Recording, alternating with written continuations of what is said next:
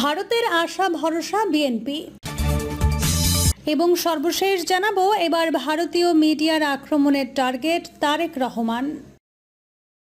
এতক্ষণ শুনছিলেন সংবাদ শিরোনাম, এবার বিস্তারিত। ভারতের আশা ভরসা বিএনপি। দৃশ্যপটের বাইরে আওয়ামী লীগ জুলাই গণহত্যার অভিযোগে শিগগিরই ক্ষমতার রাজনীতিতে আসতে পারবে না দলটি। 7 মাসেও অন্তর্বর্তী সরকারের সঙ্গে সম্পর্ক স্বাভাবিক হয়নি। ইসলামপন্থী দল ও গণ অভ্যুত্থানের ছাত্র নেতৃত্ব নেমেছে কট্টর বিরোধিতায়। এমন অবস্থায় প্রতিবেশী ভারত বিপাকে পড়েছে। তবে সময়ে গড়ানো বাংলাদেশের পরিবর্তে দীর্ঘদিন আওয়ামী লীগের সঙ্গে সম্পর্ক রক্ষা করা দেশটি বাস্তবতা মেনে নিচ্ছে। আগামী দিনে বিএনপি ক্ষমতায় ধরে নিয়ে দলটিকে আস্থায় আনার চেষ্টা করছে দিল্লি। আগামীতে বিএনপির কাঁধে ভর করে স্বস্তি খুঁজতে চাইছে তারা। কূটনৈতিক সূত্রে এসব তথ্য জানা গেছে। অবশ্য গত জানুয়ারিতে ভারতের আর্মি ডে উপলক্ষে সংবাদ সম্মেলনেও দেশটির সেনাপ্রধান জেনারেল উপেন্দ্র দ্বিবেদীও এমন ইঙ্গিত দেন, ঢাকা দিল্লির দ্বিপক্ষীয় সম্পর্ক স্বাভাবিক হবে বাংলাদেশের নির্বাচিত সরকারের সঙ্গে। উইলসন সেন্টারের সাউথ এশিয়া ইনস্টিটিউটের পরিচালক মাইকেল কুগলম্যান বলেছেন, বাংলাদেশ নিয়ে ভারতের সবচেয়ে চিন্তার কারণ পাকিস্তান ও জামায়াতে ইসলামী। ভারত বাংলাদেশে দ্রুত একটি নির্বাচন দেখতে চায়, কারণ নির্বাচন হলে বিএনপির ক্ষমতায় আসার সম্ভাবনা বেশি। ভারত মনে করছে বিএনপি এরই মধ্যে জামায়াতের সঙ্গে সম্পর্ক ছিন্ন করেছে, ফলে নির্বাচিত সরকারের সঙ্গে যোগাযোগ ভারতকে স্বস্তি দেবে। গত জানুয়ারিতে Bangladesh at Jio political cross road শীর্ষক আলোচনায় এসব কথা বলেন তিনি। নাম প্রকাশ না করার শর্তে পশ্চিমা এক রাষ্ট্রদূত সমকালকে বলেন, আগামী দিনের জন্য ভারত ও বিএনপি পরস্পরের প্রতি নির্ভরশীল। যদিও বিএনপির সঙ্গে কখনো স্বাভাবিক সম্পর্ক হয়নি ভারতের। বিএনপির সময় 10 ট্রাক অস্ত্রের চালান সামনে এলে সম্পর্কের চরম অবনতি হয়। তবে সেসব পেছনে রেখে ট্রানজিশন সময়ে বাংলাদেশের সঙ্গে সম্পর্কে বিএনপিকে পাশে চাইছে ভারত। বিএনপিও মনে করছে ভারতের মতো বৃহৎ প্রতিবেশীর সঙ্গে বৈরিতা রেখে ক্ষমতায় টিকে থাকা কঠিন হবে। সম্পর্ক ভালো না থাকলে কাজ ফেলে প্রতিবেশী মোকাবেলায় ব্যস্ত থাকতে হবে। এজন্য দর কষাকষির মনোভাব রয়েছে বিএনপির। দলটির নেতারা মনে করছে শিক্ষার্থী সরকার ও জামায়াতের মতো শক্তিকে মোকাবেলা করতে তাদের প্রতিবেশী দেশগুলোর সমর্থন লাগবে, বিশেষ করে ভারতের সমর্থন। গত সেপ্টেম্বরে গুলশানে বিএনপি চেয়ারপারসনের রাজনৈতিক কার্যালয়ে মহাসচিব মির্জা ফখরুল ইসলাম আলমগীরের সঙ্গে বৈঠক করেন ঢাকায় ভারতীয় হাই কমিশনার প্রণয় বর্মা। পরে বিএনপি মহাসচিব জানান, ভারতের হাই কমিশনার বলেছেন তার দেশ বাংলাদেশের সঙ্গে সম্পর্ক দৃঢ় করতে চায়।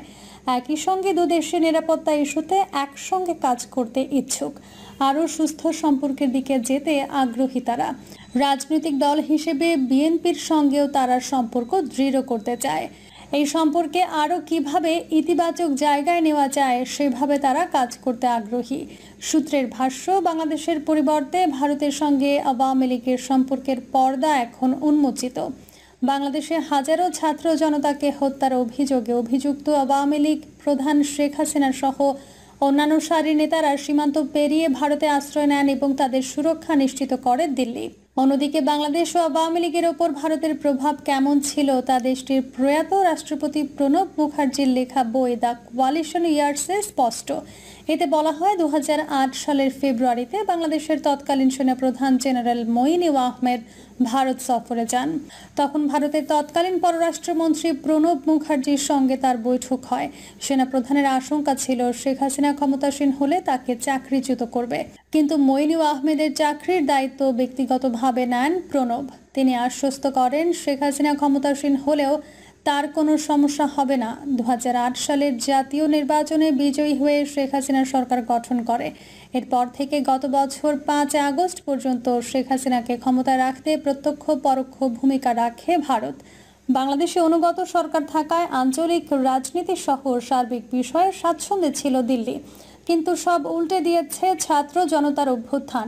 2001 থেকে 2006 সাল পর্যন্ত বিএনপি নেতৃত্বাধীন জোট সরকারের সময় বাংলাদেশে ইসলামপন্থীদের উত্থান ঘটে, বারবার দাবি করে আসছে ভারত। ঢাকায় নিযুক্ত ভারতের সাবেক হাই কমিশনার পিনাক রঞ্জন চক্রবর্তী বিবিসিকে ওই সরকারের কথা উল্লেখ করে বলেছিলেন, তারা জিহাদি বহু গ্রুপের উত্থান হতে দিয়েছিল। এসব গ্রুপকে ব্যবহার করা হয়েছিল বিভিন্ন উদ্দেশ্যে। এর মধ্যে 2004 সালে শেখ হাসিনাকে হত্যা চেষ্টা, পাকিস্তান থেকে আসা 10 ট্রাক ভর্তি অস্ত্র উদ্ধার। পশ্চিমা এক কূটনীতিক সমকালকে বলেন, ভারত মনে করে বিএনপি নেতৃত্বাধীন 4 দলীয় জোট সরকার ছিল চরম ভারত বিরোধী। এ কারণেই বিএনপির সঙ্গে ভারতের স্বাভাবিক সম্পর্ক গড়ে ওঠেনি। 2009 সাল থেকে আওয়ামী লীগ যেভাবে দিল্লির সঙ্গে ঘনিষ্ঠ থেকেছে, তাতে অন্যান্য রাজনৈতিক দলের সঙ্গে সম্পর্কের প্রয়োজন অনুভব করেনি দেশটি। কিন্তু রাজনৈতিক পট পরিবর্তনে বিপাকে পড়েছে ভারত। এখন বিএনপিকে ভরসা করা ছাড়া তাদের সামনে ভিন্ন সুযোগ নেই। তাই বিএনপির সঙ্গে সম্পর্ক চালিয়ে নেওয়ার ক্ষেত্রে এখন থেকেই প্রস্তুত করছে দিল্লি। বাংলাদেশের পররাষ্ট্র মন্ত্রণালয়ের কর্মকর্তারা বলছেন, এটি স্পষ্ট অন্তর্বর্তী সরকারের সঙ্গে সম্পর্ক স্বাভাবিক করবে না ভারত। দরজায় এমন অস্বাভাবিক সম্পর্ক রেখে দিনের পর দিন চলা কঠিন। ভারত পরিত্রাণের উপায় হিসেবে বাংলাদেশে দ্রুত নির্বাচন দেখতে চাইছে, কারণ এখন নির্বাচন হলে বিএনপি ক্ষমতায় আসবে এবং সেই সুযোগই কাজে লাগাতে চায় তারা। পশ্চিমা কূটনীতিকদের তথ্য অনুযায়ী অন্তর্বর্তী সরকারের সঙ্গে চীন ও পাকিস্তানের ঘনিষ্ঠতা বাড়ছে, যা দিল্লির কপালে ভাঁজ ফেলছে। আবার তাইওয়ান ইস্যুতে মাঝে কিছুটা দূরত্ব হলেও বিএনপির সঙ্গে চীনের বন্ধুত্ব বেশ পুরনো। আগামীতে বিএনপি ক্ষমতায় এলে চীন সখ্য গড়ে তোলার আগে এই জায়গাটির দখলে মরিয়া ভারত। বিএনপি বেইজিং সম্পর্কে তাইওয়ান ইস্যুই ঘুঁটি করবে দিল্লি। বাংলাদেশে চীনের অবস্থান যেন মাথা ব্যথার কারণ না হয়, তা নিশ্চিত করতে চাইছে ভারত। এবার ভারতীয় মিডিয়ার আক্রমণের টার্গেট তারেক রহমান।